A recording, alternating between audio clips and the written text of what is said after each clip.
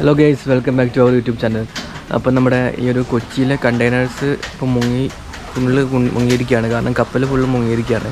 So നമുക്ക് എന്താണെന്ന് വെച്ചാൽ ഇതെന്തായാലും തീരെ തടിയും. കാരണം കണ്ടെയ്നേഴ്സ് എന്ന് പറഞ്ഞ സംഭവം അതിൽ ഉള്ളൊരു പ്രഷർ ഉണ്ടാവുള്ളൂ. എയർ പ്രഷേഴ്സ് ഉള്ളതുകൊണ്ട് തന്നെ അത് മുങ്ങി കടലടിയിലേക്ക് പോവില്ല. കണ്ടെയ്നേഴ്സൊക്കെ നമ്മൾ അത് എന്തായാലും തീരെ തടിയും. ഇപ്പം കൊച്ചിയിൽ എന്തായാലും കനത്ത ജാഗ്രത നിർദ്ദേശമാണ്. കൊച്ചിയിൽ, ആലപ്പുഴ, ചിലപ്പം അങ്ങനെയുള്ള സ്ഥലങ്ങളിലൊക്കെ ഉണ്ടായിരിക്കും. തൃശ്ശൂരേക്ക് വരുമെന്ന് അറിയില്ല. എന്തായാലും കൊച്ചിയിലും ഈ ഒരു നല്ല ജാഗ്രത ഉണ്ട്. കാരണം ഇതെന്താ ചിത്രത്തോളം വലിയ സംഭവമാക്കാനുള്ള കാരണം എന്താണെന്ന് വെച്ചാൽ അതിൽ ഒരു കാർഗോ കപ്പലാണ്. സാധാരണ കപ്പലല്ല മുങ്ങിയത്. സാധാരണ കപ്പലാണ് മുങ്ങിയതെങ്കിൽ കസാരകളും അങ്ങനത്തെ കുറച്ച് സാധനങ്ങളൊക്കെ ഉണ്ടാവുള്ളൂ. അപ്പോൾ പക്ഷേ ഇതങ്ങനെയല്ല, ഇത് കാർഗോ കപ്പലാണ്. അപ്പോൾ എന്തൊക്കെയാണ് കാർഗോ നമുക്ക് കറക്റ്റായിട്ടുള്ള വിവരം കിട്ടിയിട്ടില്ല. എന്തൊക്കെയാണ് ആ കാർഗോ ഷിപ്പിലുണ്ടായിരുന്നതെന്ന്. സോ അതുകൊണ്ട് തന്നെ നമുക്ക് അതിലെന്തൊക്കെയാണെന്ന് പറയാൻ പറ്റില്ല. ചിലപ്പം അതിൽ ലീഥിയം ബാക്ടറീസ് ഉണ്ട് എന്ന് പറയുന്നു, പിന്നെ സൾഫർ ഉണ്ടെന്ന് പറയുന്നു. അപ്പം ഇങ്ങനെ ഇപ്പം മനുഷ്യൻ്റെ ആരോഗ്യത്തിന് ഹാനികരമാകുന്ന ഒരുപാട് കാര്യങ്ങൾ ചിലപ്പോൾ അതിലുണ്ടായേക്കാം. അപ്പോൾ നമ്മളത് സൂക്ഷിക്കണം. ഓക്കെ, അത് മീൻ കഴിച്ചിട്ട് പിന്നെ ആ മീൻ നമ്മളിത് കഴിക്കുമ്പോൾ നമുക്ക് തന്നെ പ്രശ്നം ഉണ്ടാകുമെന്നൊക്കെ ഇനി അറിയേണ്ടിയിരിക്കുന്നു. അപ്പം എന്തായാലും ഇങ്ങനത്തെ കാര്യങ്ങളൊക്കെ എല്ലാം ശ്രദ്ധിക്കുക. അപ്പോൾ എന്താണെന്ന് വെച്ചാൽ ഈ ഒരു വളരെ എല്ലാവരും സൂക്ഷിച്ചുകൊണ്ട് നിൽക്കുക. കാരണം ഈ ഒരു കണ്ടെയ്നേഴ്സൊക്കെ വന്നു കഴിഞ്ഞാൽ അതെന്താണെന്ന് വെച്ചാൽ തുറന്ന് നോക്കാനൊന്നും നിൽക്കരുത്.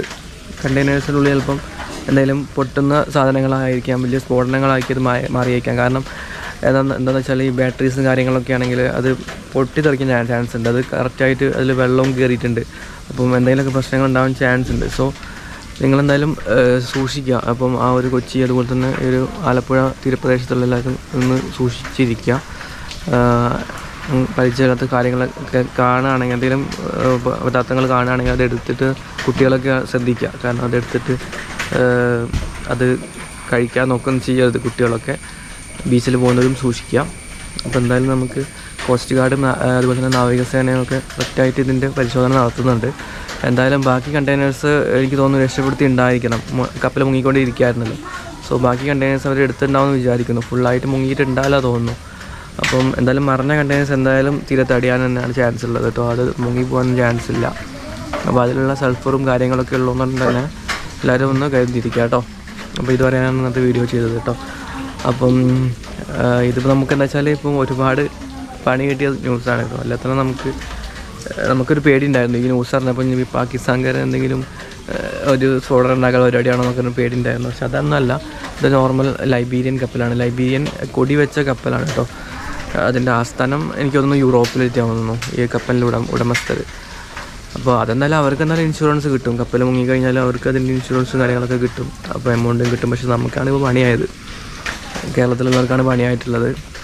അപ്പോൾ എല്ലാവരും ഒന്ന് സൂക്ഷിക്കുക കേട്ടോ. എന്തെങ്കിലും പരിചയമില്ലാത്ത കാര്യങ്ങൾ കിട്ടുകയാണെങ്കിൽ പോലീസിനോ അല്ലെങ്കിൽ അധികൃതരെ അറിയിക്കുക, കോസ്റ്റ് ഗാർഡിനെയൊക്കെ അറിയിക്കുക കേട്ടോ.